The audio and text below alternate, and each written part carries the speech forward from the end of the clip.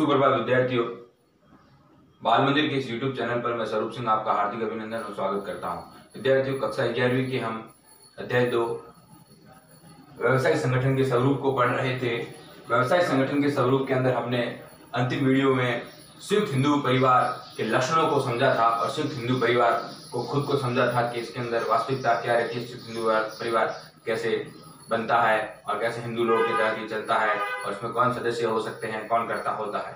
आज हम संयुक्त हिंदू परिवार के व्यवसाय के गुणों को पढ़ेंगे कि वास्तव में संयुक्त हिंदू परिवार के व्यवसाय के गुण कौन से हैं और इसकी कुछ बुराइयां हैं। उस बुराइयों में मुख्य रूप से आज मैं 2 बुराइयों को पढ़ाऊंगा, फिर अगले वीडियो के अंदर 2 बाकी रही हुई बुराइयों को मैं समझाने का प्रयास करूंगा और फिर हम एक नया टॉपिक जिसके व्यवसाय अध्ययन के अध्याय 2 का ही जो टॉपिक रहेगा संगठन के स्वरूप का साझेदारी को समझने का प्रयास करेंगे। फिर कंपनी होगा। इस प्रकार ये जो चैप्टर जो अध्याय 2 है जो बहुत बड़ा है और बहुत बड़ी भूमिका निभाता है, इसे हम पूरा करने की कोशिश करेंगे। विद्यार्थी गौर करें, संयुक्त हिंदू परिवार व्यवसाय के गुणों के अंदर अगर हम देखें तो संयुक्त हिंदू परिवार या संयुक्त हिंदू अविभाजित परिवार जिसे कहा जाता है, उसके अंदर क्या गुण होते हैं, उन गुणों के परिप्रेक्ष्य में ही ये संयुक्त हिंदू परिवार की परिभाषा को विस्तृत रूप से भी समझ सकते हैं। तो पहला गुण है प्रभावशाली नियंत्रण रहता है। गुण आप विद्यार्थियों अपने आप अगर जब परिभाषा आपको दिमाग के अंदर सेट है तो आप परिभाषा से गुण आपके सामने उभरकर सामने आएंगे। जैसे कि प्रभावशाली नियंत्रण रहता है और नियंत्रणकर्ता का रहता है, आगे मैं चर्चा में बात करूंगा। स्थायित्व रहता है क्योंकि अगर कर्ता की मृत्यु भी हो जाए तो अगला जो घर में सबसे बड़ा बुजुर्ग व्यक्ति है जिसकी ज्यादा उम्र है तो कर्ता के बाद वो उसका कर्ता बन जाएगा, मुखिया बन जाएगा, तो व्यवसाय निरंतर चलता रहेगा। तो स्थायित्व रहता है। सदस्यों की सीमित दायित्व, सदस्यों तमाम प्रकार के जो सदस्य होते हैं कर्ता को छोड़कर उन सबके दायित्व एकदम सीमित होते हैं क्योंकि कर्ता मुखिया होता है, कर्ता के पास असीमित दायित्व रहते हैं तो बाकी वाले सदस्यों के उनके अंश उनकी समान सी पूंजी तक सीमित रहते हैं। निष्ठा इस सहयोग में वृद्धि रहती है, सब मिलकर कार्य करते हैं, सब मिलकर परिवार पूरा मिलकर कार्य करता है तो इस व्यवसाय के अंदर निष्ठा बढ़ती है, निष्ठावान रहता है। तो इस प्रकार हम जो संयुक्त हिंदू अविभाजित परिवार कह सकते हैं या संयुक्त हिंदू परिवार के व्यवसाय के गुणों को आज जो पढ़ रहे हैं उसमें मुख्य रूप से 4 बिंदुओं को हम पढ़ेंगे। इसके बाद 2 बुराइयां हैं उसको पढ़ेंगे।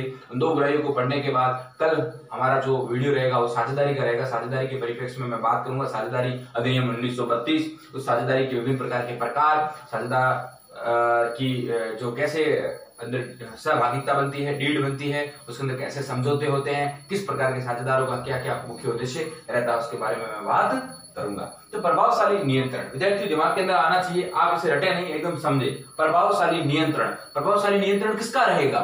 कर्ता का रहेगा। बिल्कुल, नियंत्रण प्रभावशाली है। कर्ता ने जो निर्णय लिया वो सर्वदृढ़ निर्णय होगा, उसको सबको मानना पड़ेगा और निर्णय में लचीलापन हो सकता है मगर निर्णय कर्ता ही लेगा, कर्ता के द्वारा लिया गया वो अंतिम निर्णय होगा और सब सदस्यों को मानना पड़ेगा और वो निर्णय प्रभावशाली रहेगा क्योंकि एक व्यक्ति जब निर्णय लेता है तो सब अगर मानते हैं तो वो इफेक्टिव निर्णय होता है और कार्य करने की ओर अग्रसर होता है। गौर करें विद्यार्थियों, तो प्रभावशाली नियंत्रण से हमारा क्या तात्पर्य है समझे। कर्ता के पास निर्णय लेने के पूरे अधिकार होते हैं। एक जब ये ऐसा व्यवसाय हिंदू व्यवसाय चलता है, संयुक्त हिंदू व्यवसाय चलता है तो उसके अंदर जो कर्ता होता है, मुखिया होता है, जो मैंने आपको पहले ही समझाया है, उसके पास तमाम प्रकार के निर्णय लेने का पूरा अधिकार होता है और सदस्य को मानना पड़ता है। सदस्य कभी भी मतभेद नहीं करते हैं क्योंकि मुखिया जब फाइनली निर्णय ले लेता है तो वो सर्वदृढ़ निर्णय होता है और प्रभावशाली नियंत्रण होता है, निर्णय होता है और ऐसे निर्णय के अनुसार ही सब वो नियंत्रण करता है तो सदस्य मतभेद नहीं करते हैं, सदस्य उस निर्णयों के अनुसार चलते हैं। अतः निर्णय शीघ्र लिए जाते हैं इसलिए वो प्रभावशाली भी होते हैं। अगर व्यवसाय के अंदर कुछ घाटा हो जाए और निर्णय लेना है और निर्णय कर्ता एकदम ले लेता है तो शीघ्र निर्णय लेकर उसे प्रभावशाली बनाया जाता है। अगर सभी सदस्यों को अगर बिठाकर निर्णय लेने की प्रक्रिया अपनाई जाए तो निर्णय शीघ्र हम नहीं ले सकते हैं और वो समय गुजर सकता है तो हमें हानि भी हो सकती है। तो प्रभावशाली नियंत्रण होता है, निर्णय होता है और अतः निर्णय शीघ्र लिए जाते हैं तथा उनमें लचीलापन होता है, फ्लेक्सिबिलिटी थोड़ी होती है और निर्णय हमेशा शीघ्र लिए जाते हैं, वो कर्ता के द्वारा लिए जाते हैं, इसलिए प्रभावशाली नियंत्रण रहता है। ये प्रभावशाली नियंत्रण संयुक्त हिंदू परिवार का गुण है।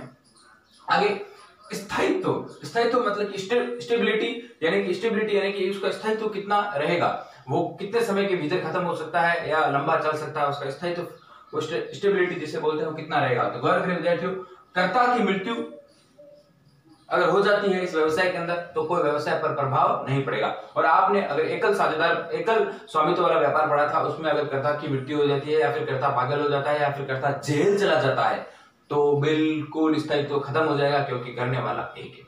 मगर यहाँ कर्ता मुखिया है, कर्ता के पास दायित्व असीमित है, मगर उसकी मृत्यु अगर हो जाए, जो उसकी मृत्यु अगर हो जाती है तो घर का अगला सदस्य जो सबसे बड़ी उम्र दराज का है वो उस व्यवसाय या उस संयुक्त हिंदू परिवार के व्यवसाय का मुखिया बन जाएगा, तो स्थायित्व बना रहता है। गौर करें विद्यार्थी, यही मैं समझाना चाहता हूँ। कर्ता की मृत्यु व्यवसाय पर प्रभाव नहीं पड़ता है। इस संयुक्त हिंदू अविभाजित परिवार या संयुक्त हिंदू परिवार के अंदर व्यवसाय के अंदर कर्ता की मृत्यु पर कोई भी व्यवसाय पर प्रभाव नहीं पड़ेगा। कारण क्या है? कारण यह है कि अगला सबसे अधिक आयु वाला व्यक्ति या उम्र दराज वाला व्यक्ति उसका स्थान ले लेता है। जैसे घर में एक व्यक्ति है जो 80 साल का है, सबसे बड़ा घर का मुखिया है, वो व्यवसाय कर रहा है और व्यवसाय को चला रहा है, और जो उसकी मृत्यु हो जाती है तो उससे अगला जो 75 साल का है वो उस घर का मुखिया बन जाएगा, उस घर का व्यवसाय का कर्ता बन जाएगा, करने वाला बन जाएगा। तो ये व्यवसाय निरंतर रूप से चलता रहेगा। अगर उसकी मृत्यु हो जाए तो उससे अगले वाला व्यक्ति बन जाएगा, तो इसलिए ये निरंतर चलने वाला है। परिणाम स्वरूप हमें ये मिलता है कि परिणाम ये आता है कि व्यवसाय समाप्त नहीं होता है, वो स्थायित्व बना रहता है। परिणाम हमारे सामने क्या आता है? व्यवसाय समाप्त नहीं होगा और वो बना रहता है, स्थायित्व हमेशा बना रहता है। तो कहने की बात है, स्थायित्व से हमारा क्या तात्पर्य दिमाग में? फिक्स स्थायित्व, स्टेबिलिटी कैसी रहेगी?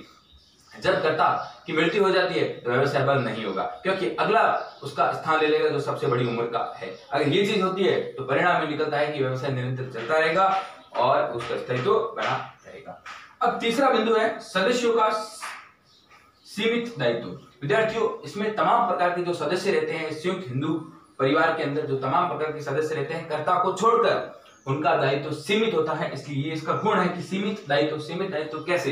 क्योंकि कर्ता जो मुखिया होता है उसके पास तमाम प्रकार के दायित्व रहते हैं, वो असीमित दायित्व होते हैं। वो अपनी अगर हानि की ऐसी कोई स्थिति बन जाए तो वो अपनी पूंजी, अपने स्वयं की पूंजी से ही उसे भरपाई करनी पड़ेगी। मगर सदस्यों को ऐसा कुछ नहीं करना पड़ेगा। सदस्यों को जो पैतृक संपत्ति मिली है, जैसे ससमानसी कहते हैं, ससमानसी तक उनकी जो अंश है उस व्यवसाय के अंदर लगे हुए हैं, वहां तक उनका दायित्व निश्चित रहता है। उसके अलावा उनका दायित्व नहीं रहता है। पूरा दायित्व कर्ता का रहता है या मुखिया का रहता है, जिसे हम कर्ता या मुखिया कहते हैं। गौर करें विद्यार्थियों, सदस्यों का सीमित दायित्व कर्ता को छोड़कर, गौर करें विद्यार्थियों, कर्ता को छोड़ देना है, क्योंकि कर्ता के पास विभिन्न प्रकार के और भी दायित्व हैं, असीमित दायित्व हैं उनके पास। इसलिए कर्ता को छोड़कर जो भी इस व्यवसाय के अंदर आते हैं, जो सभी सदस्यों का दायित्व व्यवसाय में उनके अंश तक, गौर करें विद्यार्थियों, उनके अंश तक सीमित होता है, जो अंश ससमानसी कहलाते हैं।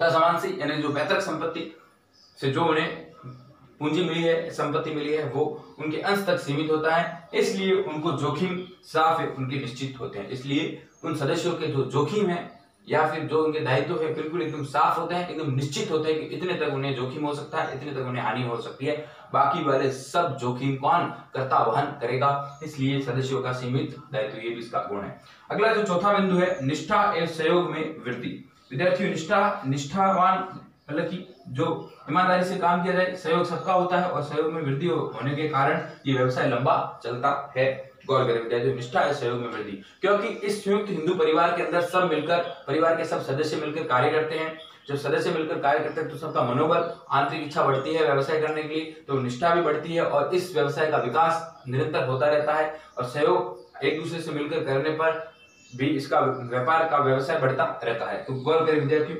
सभी मिलकर, यानी कि कौन सभी मिलकर? परिवार के सदस्य जब व्यवसाय चलाते हैं, इसलिए एक दूसरे के प्रति इसमें निष्ठावान आती है।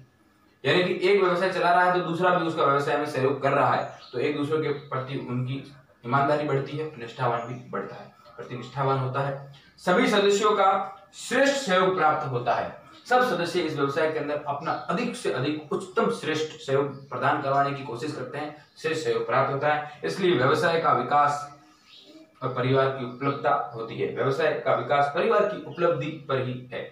अब व्यवसाय का विकास कैसे होगा? जब परिवार एक साथ मिलकर कार्य करेगा, सब में निष्ठावान की भावना होगी, सब में सहयोग की भावना होगी, तब ये व्यवसाय बढ़ेगा और वो व्यवसाय किस पर विकास करेगा? परिवार की उपलब्धि पर विकास करेगा। इस प्रकार विद्यार्थियों, हमने संयुक्त हिंदू परिवार व्यवसाय के गुणों को समझा, एक एक बिंदु को समझने का प्रयास किया।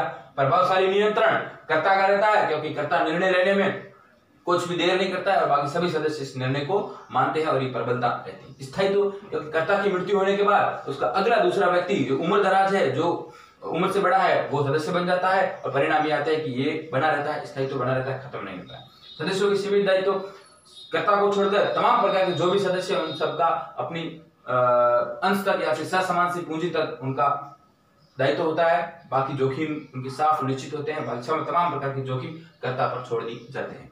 निष्ठावान सहयोग में वृद्धि, सभी परिवार के सदस्य एक दूसरे के लिए कार्य करते हैं, सहयोग करते हैं, निष्ठावान की भावना रखते हैं, इसलिए ये व्यवसाय की उपलब्धि बढ़ती है। वो परिवार की उपलब्धि के आधार पर ये व्यवसाय का विकास होता है। इस प्रकार हम कुछ बुराइयां हैं, जो दो बुराइयां हैं, सीमित साधन और कर्ता का असीमित दायित्व, इन दो बुराइयों को पढ़ लेते हैं कि वास्तव में इसकी बुराई क्या है, उसको हम जान लेते हैं।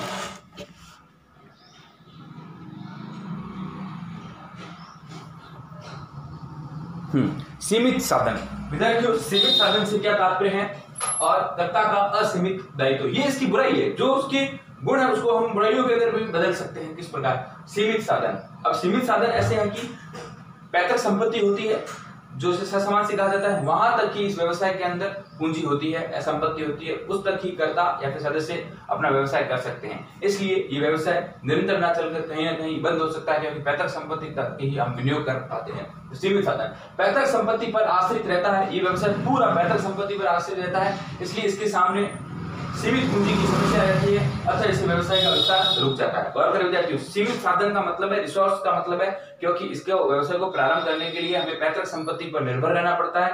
पैतृक संपत्ति जब हमारे पास रहती है तो हमारे पास पूंजी की उपलब्धता कम होती है, सीमित पूंजी होती है। अगर सीमित पूंजी हमारे पास होती है तो हम इस व्यवसाय के विस्तार को बढ़ाने के लिए हम बाधित होते हैं, विस्तार नहीं कर पाते हैं। विस्तार नहीं करते, व्यवसाय विस्तार इसका रुक जाता है, इसलिए सीमित साधन कहा गया है। अगला बिंदु, कर्ता का असीमित दायित्व। देखो विद्यार्थियों, कर्ता का जो असीमित दायित्व है, ये भी इसका एक बुराई है। जो गुण होते हैं उसको हम बुराइयों में सेट कर सकते हैं। बात शर्त आपको दिमाग में ध्यान रखना है कि हम बुराइयों में क्या लिखें।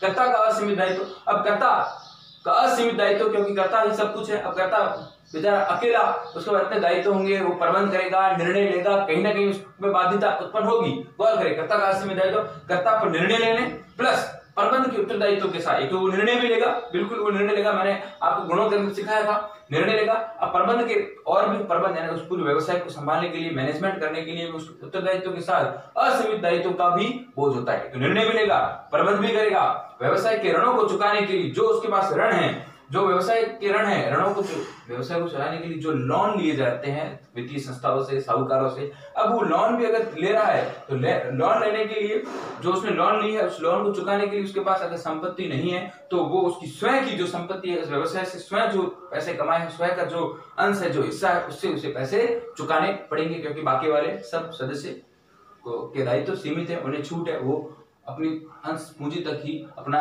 सहयोग निभाते हैं, बाकी सहयोग नहीं निभाते। पूरा सहयोग किसे निभाना पड़ता है? कर्ता को। और कर्ता के असीमित दायित्व है, तो वो जब व्यवसाय के लिए किसी से लोन लेता है तो उसे लोन चुकाने के लिए अपनी व्यक्तिगत पूंजी को, अपनी निजी पूंजी को भी चुकाना पड़ता है। इस प्रकार हमने इसकी दो सीमाओं या बुराइयों को पढ़ा। आगे की वीडियो में इसकी 2-3 जो बुराइयां अच्छी है उसको मैं पढ़ाऊंगा और फिर साझेदारी अधिनियम 1932 को प्रारंभ करूंगा। विद्यार्थियों, जहां तक मैं समझता हूं आपके दिमाग के अंदर सेट हुआ होगा। आप अपनी कॉपी में लिखने का प्रयास करें और बिल्कुल एक एक चीज को समझने का प्रयास करें। मैं खुली एकदम एग्जाम्पल देकर आपको समझा रहा हूं ताकि आप उत्तर को प्रेशर नहीं पड़े। धन्यवाद विद्यार्थियों।